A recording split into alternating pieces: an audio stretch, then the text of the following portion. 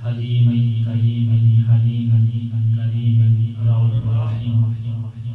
اما بعد فاعوذ باللہ من الشیطان الرجیم بسم اللہ الرحمن الرحیم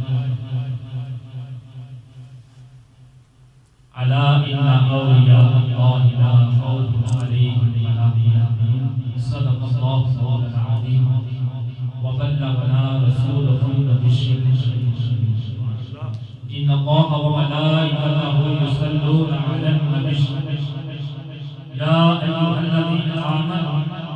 صلوا عليه وسلموا تسليما الصلاة والسلام عليك يا سيدي يا رسول الله وعلى آلك وأصحابك يا سيدي يا حبيب الله الصلاة والسلام عليك يا سيدي يا حبيب الله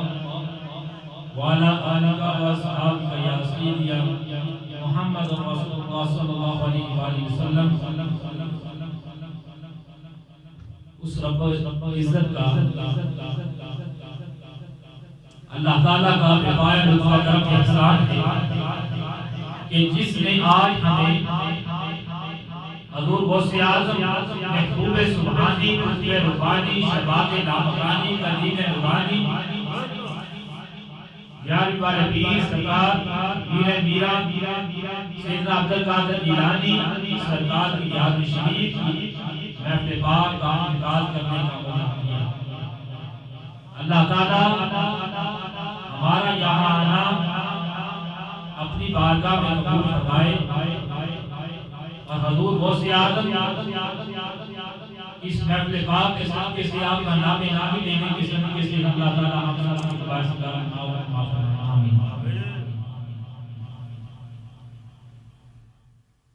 حضور غوث اعظم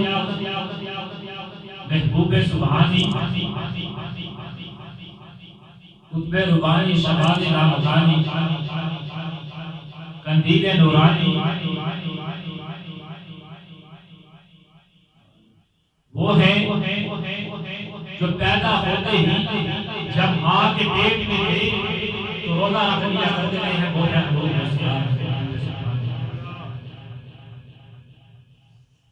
جب پیدا ہوئے تو قرآن کریم کی تلاوت کے لیے کسی حافظ کے پاس گئے اس نے پڑھایا اعوذ باللہ آپ نے پڑھا اعوذ باللہ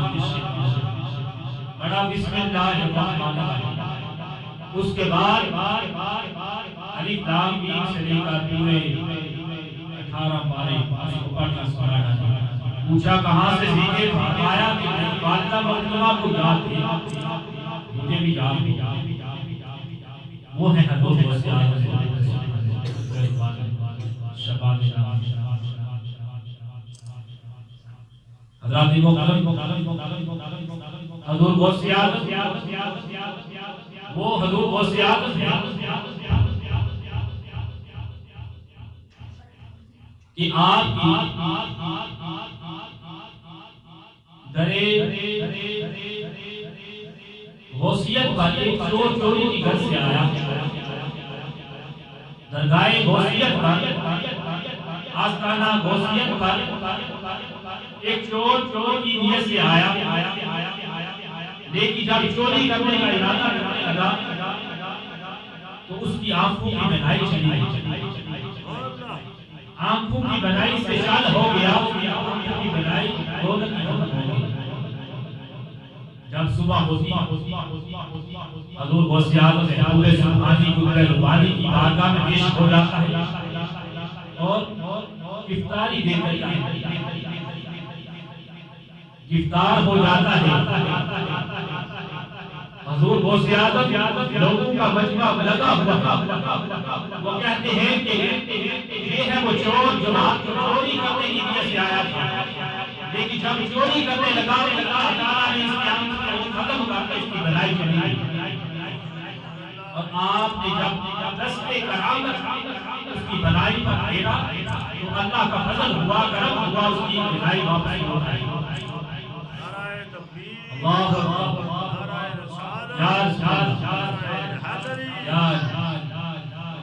تو جب بھلائی واپس لوٹ آئی تو کسی مقام پر ایک انداز کا مثال ہو گیا جب وصال ہوا تو پھر آپ نے اس کی ڈیوٹی اس کو قائم مقام بنا کر اس جگہ پر مقرر فرما دیا، اس کو چور سے قطب بنا دیا۔ راہ بنی میں تاثیر دیکھی، بدر کی تزاد کی تقدیر دیکھی۔ حضور غوث اعظم خطبہ ربانی رسول کریم کے لیے ہمدان سے جب صوبہ بلاد سے بغداد شریف جا رہے، راستے میں جب ہمدان کا علاقہ آتا، اس علاقے کے قریب پہنچے تو 60 ڈاکو قافلے کو لوٹ لیتے۔ جب قافلے کو لوٹتے ہیں آج ایک سے دیکھتے ہیں، بتا کہ پاس کیا ہے، میرے پاس کیا ہے۔ باری آتی حضور غوث اعظم باری آ جاتی، آپ سے ڈاکو سوال کرتا ہے، اے بیٹے بتا تو صحیح تیرے پاس کیا ہے۔ حضور غوث اعظم کہتے تھے، اے ڈاکو اگر سننا ہی چاہتا ہے تو سن لے، میرے پاس 40 دینار ہے، میرے پاس 40 دینار ہے۔ ڈاکو کہنے لگا کہ کہاں پر ہے بتاؤ تو صحیح، میں بھی دیکھوں۔ تو ننھا سا بچہ ہے، چھوٹا سا بچہ ہے، وہ اپنی بات ہے صاف کوئی سے کر رہا ہے کہ میرے پاس 40 دینار ہے، اور ڈر بھی رہا، خوف بھی نکال رہا۔ ہم ڈاکو ہیں، ان سے یہ رقم تمہاری چھین لے گی، جان بھی رہے اور بتلا بھی رہے ہو 40 دینار ہے۔ اس نے سمجھا کہ یہ چھوٹا سا بچہ ہے، ایسے ہی غلط بول گیا ہوگا، وہ آگے بڑھ گیا۔ دوسرا ڈاکو آیا، اس نے بھی یہی سوال کیا، غوث اعظم بتانا یہ آپ کی بچے بتا تیری پاس کیا چیز ہے۔ فرمایا میرے پاس 40 دینار کہاں پر ہیں؟ گڈی کے نیچے سلے ہوئے۔ وہ بھی بڑا حیران پریشان ہوا کہ چھوٹا سا بچہ ہے اور بڑی صاف کوئی سے صاف بتلا رہا ہے، کوئی اس کو خوف نہیں، کیونکہ جو اللہ کی بندی ہوتی ہے، جیسے میں نے آیت کریمہ پڑھی، وَلَا خَوْفٌ عَلَيْهِمْ وَلَا يَحْزَنُونَ، پر نہ کوئی خوف ہوتا ہے نہ وہ غمگین ہوگی۔ تو وہ تھے حضور غوث اعظم، نہ خوف کیا نہ غمگین ہوئے، بتلا کیا کہ میرے پاس 40 دینار ہے۔ جب وہ ڈاکو کرتے کرتے اپنے مالک کے پاس چلے گئے، ڈاکو کے سردار کے پاس چلے گئے، اس قصے کو لے کر، اس واقعے کو لے کر کہ یہ چھوٹا سا بچہ ہے، وہ کہہ رہا ہے نہ ڈر کھا رہا ہے، نہ خوف کر رہا ہے، نہ غمگین ہو رہا ہے، بس بتلا رہا ہے میرے پاس 40 دینار ہے اور میری قمیض کے اندر سلے ہیں گڈی کے نیچے۔ تو جب سردار نے پوچھا اے بیٹے تیرے پاس کیا ہے؟ فرمایا میرے پاس 40 دینار ہے۔ اس سردار نے کہا کہ آپ ڈر نہیں رہے، آپ کو پتہ نہیں آپ ڈاکو ہیں، آپ کی رقم چھین لیں گے۔ تو حضور غوث اعظم محبوب سبحانی قطب ربانی شمال لامکانی میں تاریخی جملہ فرمایا۔ آپ نے فرمایا کہ مجھے نہ کوئی خوف ہے اور نہ میں غمگین ہوں۔ میری ماں نے مجھے یہ نصیحت کی کہ عبد القادر جب تجھ سے یہ سوال کیا جائے کہ تیرے پاس کیا چیز ہے، بتلا دینا کہ میرے پاس 40 دینار ہے، اور سچ بولنا، جھوٹ نہ بولنا۔ اور میں اپنی ماں سے وعدہ کر کے آیا ہوں کہ میری والدہ محترمہ میں ہمیشہ سچ بولوں گا، سچ کا حل بیان کروں گا، سچ کے سوا کچھ نہیں بولوں گا۔ جب ڈاکو کے سردار نے سوال کیا، بتا دیا 40 دینار۔ جب دیکھے گئے، تلاشی لی گئی تو پتہ چلا کہ باقی 40 دینار۔ تو ڈاکو کا سردار حضرات حیران و پریشان رہ گیا، جو ہوشی کے عالم میں گر پڑا اور کہنے لگا کہ یہ چھوٹا سا بچہ جس کا نام سیدنا عبد القادر جیلانی ہے، جو محبوب سبحانی ہے، جو قطب ربانی ہے، جو شمال لامکانی ہے، چھوٹا سا بچہ ہو کر اپنی والدہ محترمہ کا اتنا تابعدار ہے، اتنا فرمانبردار ہے کہ ماں سے وعدہ کر کے آیا کہ جھوٹ نہیں بولوں گا، ہمارے سامنے جھوٹ نہیں بولا، کہا کہ میرے پاس 40 دینار ہے اور یہ اپنی ماں کا اتنا تابعدار ہے، فرمانبردار ہے، اور میں ہوں کہ ساری عمر اس رب ذوالجلال کی نافرمانی کرتا رہا ہوں، اس کے عہدوں کو توڑتا رہا ہوں۔ تو لہذا اس سردار نے اپنے آپ کو جھنجھوڑا، اس کا اندر ہل گیا، یہ چھوٹا سا بچہ صاف بول رہا ہے، سچ بول رہا ہے، تو کہا کہ میں اس رب تعالیٰ کا عہد توڑتا رہا ہوں، اس کی نافرمانی کرتا رہا ہوں۔ وہ ڈاکو سمیت سردار اپنے 60 ڈاکو سمیت غوث اعظم قدموں پر گر پڑا اور اللہ تعالیٰ سے توبہ کی اور کہا کہ حضور مجھے اپنی بیعت میں لے لیجیے، اور قافلے والوں کا جو لوٹا ہوا مال تھا سارا ان کو واپس کر دیا۔ یہ ہے نگاہ کریم نے جب تسلیم دیکھی، مدد دی ہزاروں کی تقدیر دیکھی، اور بحیجۃ الاسرار میں ہے حضور غوث پاک کی آتا ہے کہ حضور غوث پاک کے حضرت ابو عبداللہ مسلم رحمۃ اللہ تعالی علیہ فرماتے ہیں کہ ہم ایک دن حضور غوث اعظم محبوب سبحانی کی بارگاہ میں بیٹھے ہوئے، آپ کے آستانہ پر حاضر تھے، تو کیا ہوا کہ خلیفہ وقت بادشاہ ابو المظفر بادشاہ تھا، وہ آتا ہے اور کیا کرتا ہے، 7 کے 10 جو ہے وہ تھیلیاں وہ بری ہوئی ہیں، اور اس کو 10 غلام آئے ہوئے ہیں، وہ اپنے ساتھ لے کر آتا ہے تاکہ حضور غوث اعظم کی خدمت کی ہے۔ حضور غوث اعظم کی بارگاہ میں یہ نذرانہ پیش کیا، حضور غوث اعظم حضرات دیکھ کر ان تھیلیوں کو کہتے ہیں، اے ابو المظفر، تو نے کیا حدیث لایا ہے، تو میری بارگاہ میں کیا لایا ہے؟ وہ کہتا ہے حضور آپ قبول فرما لیجیے، یہ تھیلیاں 10 آپ کے لیے مالا مال سے بھری ہوئی ہیں، مال و متاع سے بھری ہوئی ہیں، وہ برکت لایا، اشرفیہ میں برکت لایا۔ جب حضور غوث اعظم محبوب سبحانی نے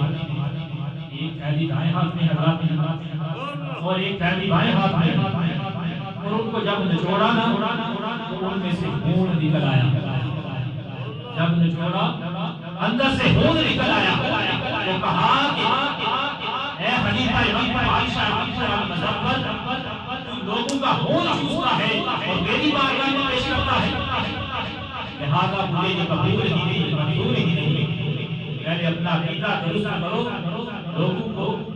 تنگ مت کرو، لوگوں کا بیٹا خون نہ بہاؤ۔ اگر مجھے تمہارے سامنے لوگ آقا علیہ الصلوۃ والسلام سے رشتے کا لحاظ نہ ہوگا تو میں یہ خون کی ندیاں تمہارے گھر خون کی ندیاں تیرے گھر کے پیار کے اگر آقا علیہ الصلوۃ والسلام سے تیرے رشتے کا لحاظ نہ ہوگا۔ تو یہ ہے حضور غوث پاک جب بدلا دیتے ہیں کہ خلیفہ کے بعد ہے وہ خون میں بدلا ہوا ہے، وہ نجائز کام کر رہا ہے، لوگوں کو تنگ کر رہا تھا، لوگوں سے نجائز فائدہ اٹھا رہا تھا، غریب لوگوں کا خون چوستا تھا، تو آپ نے بدلا دیا کہ تو لوگوں کا بے جہاں خون بہا رہا ہے، لہذا ایمان لے جا، مجھے اس کی کوئی حاجت نہیں۔ یہ ہے حضور غوث محبوب سبحانی۔ اب مرشد کامل عارف کھڑی شریف میاں محمد بخش رحمۃ اللہ تعالی علیہ سے جب پوچھا گیا کہ پیر کامل کیا ہوتا ہے، پیر کامل پیر کامل کیا ہوتا ہے، اب غور سے سنیے کہ پیر کامل نے کیا اس کی ڈیفینیشن کی کہ پیر کامل کیا ہوتا ہے۔ ایک شخص نے عرض کیا عارف کھڑی شریف سے میاں محمد بخش رحمۃ سے کہ پیر کامل کیا کرتا ہے؟ جب انسان خود نماز بھی پڑھتا ہے، روزہ بھی رکھتا ہے، زکات بھی دیتا ہے، حج بھی کرتا ہے، اللہ کے تمام عبادات خود کرتا ہے، تو پھر پیر کامل کی کیا ضرورت پڑتی ہے؟ پیر کامل پھر کس لیے آگے سے جواب سنیے جو سنہری حروف میں لکھا جانا چاہیے. یہ آنسر یہ اس کا جواب حرف کھڑی شریف فرماتے ہیں. اب سنو پیر کامل کیا کرتا ہے. پیر کامل بندوں کے دلوں میں دلوں میں اللہ اور اس کے رسول صلی اللہ علیہ وسلم کی محبت کو ڈال دیتا. یہ ہے پیر کامل کا کام. بندوں کے دلوں میں اللہ اور اس کے رسول کی محبت کو ڈالنا یہ ہے پیر کامل کا کام. آگے پھر مثال بھی تھی کہ جس طرح آپ دیکھتے ہیں دودھ کے اندر جب جاگ لگائی جاتی ہے, دودھ کو جب جاگ لگاتے ہیں تو دہی بن جاتا ہے. دودھ کو جب جاگ لگاتے ہیں دہی بن جاتا ہے, اور دہی سے پھر مکھن, اور مکھن سے پھر گھی, اور گھی سے پھر کئی اشیاء بنتی ہیں, اور یہ سلسلہ جاری رہتا ہے. اس کا پیر کامل لوگوں کے دلوں میں اللہ اور اس کے رسول کی محبت کو ڈال دیتا ہے. پھر جب وہ عبادت کرتا ہے, نماز پڑھتا ہے تو نماز میں ساتھ مزہ آتا ہے, زکات دیتا ہے تو زکات کے ساتھ مزہ آتا ہے, اللہ کے تمام عبادات جب کرتا ہے تو اس میں لطف اور مزہ ہی مزہ آتا ہے, جس سے اس کی دنیا اور آخرت سمجھ جاتی ہے. یہ ہے پیر کامل. اب سنیے کہ پیر و مرشد کی محبت کس کو نصیب ہوتی ہے. ہر کسی کے بس کی بات نہیں. پیر و مرشد کی محبت ہر کسی کو نصیب نہیں ہوتی, کسی کو نصیب ہوتی. اور پیر مرشد کی محبت وہ ایسی چیز ہے کہ کسی کو نصیب ہوتی. جو بے ادب ہوتا ہے, جو بے ادب ہوتا ہے وہ پیر و مرشد کی محبت خوشبو بھی محسوس نہیں کر سکتا. جو ادب والا ہوتا ہے, عاجز ہوتا ہے, اس کا تن, اس کا من, اس کا دن سب کچھ پیر کامل مرشد کامل سے محفوظ ہو جاتا. جس طرح جب آپ پانی سے غسل کرتے ہیں, پانی سے غسل کرتے ہیں تو غسل سے آپ کی ساری گندگی دور ہو جاتی. اس طرح جب پیر و مرشد کی محبت یا نگاہ آپ پر پڑتی ہے تو آپ کے باطن کی اور روحانی صفائی ہو جاتی. آپ کے باطن کی صفائی ہو جاتی. اور پیر و مرشد کی محبت ہر کسی کے نصیب میں نہیں ہوتی, اور یہ ملتی ہے ان لوگوں کو جن میں یہ چار چیزیں, یہ چار چیزیں ہوں گی تو پیر مرشد کی محبت اس شخص کو نصیب ہوتی. اب غور سے سنیے وہ چار چیزیں کیا ہیں. نمبر 1 پر ہے عاجز. جو بندہ عاجز نہیں ہوگا, عاجزی نہیں ہوگی, یعنی اپنی میں کو ختم نہیں کرے گا, وہ پیر و مرشد کی محبت کو نصیب نہیں ہوگی. وہ پیر کامل سے فائدہ نہیں اٹھا سکے گا. نمبر 2 پر آ جاتا ہے انتصاری. جو اللہ انتصار نہیں ہوگا اس کو بھی محبت مرشد نصیب نہیں ہوگی. نمبر 3 پر آ جاتا ہے ادب. جس میں ادب نہیں ہوگا, بے ادبا مقصود نہ حاصل نہ تدائی ہوئی, اے منزل مقصود نہ پہنچا بات ادب میں کوئی. جس میں ادب نہیں ہوگا تو وہ بھی پیر و مرشد کی محبت سے محروم رہ جائے گا. اور نمبر 4 پر آتا ہے عقیدت. اگر آپ کو عقیدت ہی نہ ہوگی, پیر سے عقیدت ہی نہ ہوگی تو جائے جو مرضی کر دیں, آپ کا کام ہوگا نہیں. آپ کا کام آپ کسی جہان میں کامیاب ہو نہیں سکتے. جب آپ کو اپنے مرشد سے عقیدت ہی نہیں تو پھر آپ کا بگڑا ہوا کام وہ بھی صبر کرے گا. اور جو لوگ تو یہ 4 چیزیں عاجزی, انکساری, ادب, عقیدت, جس میں یہ 4 چیزیں ہوں اس کو محبت مرشد نصیب ہوتی ہے. اور جو بندہ وہی کامیاب ہوتا ہے جو اپنی مرشد خانے پر آتا ہے اور نگاہیں نیچی رکھتا ہے،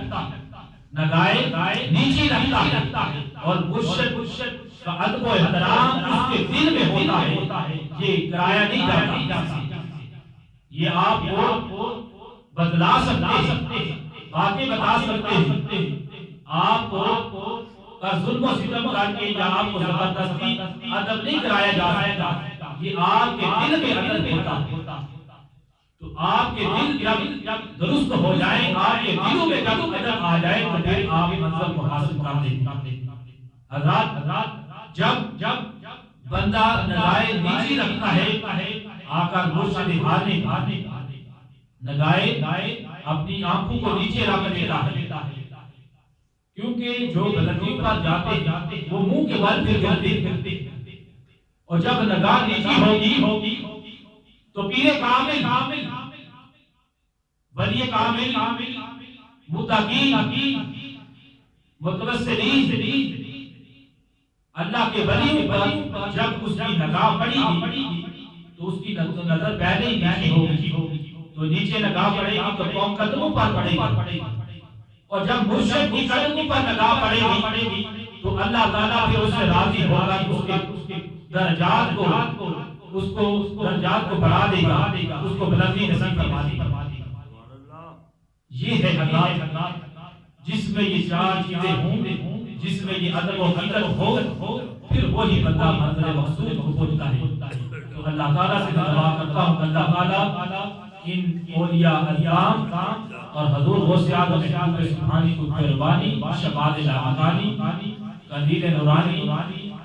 اولیاء اعظام سے متقی جان کی سرکار رحمت اللہ تعالی علیہ، بابا جی ٹوپی والی سرکار رحمت اللہ تعالی علیہ، بابا جی محمد شاہ سرکار رحمت اللہ تعالی علیہ، اور دیگر جملہ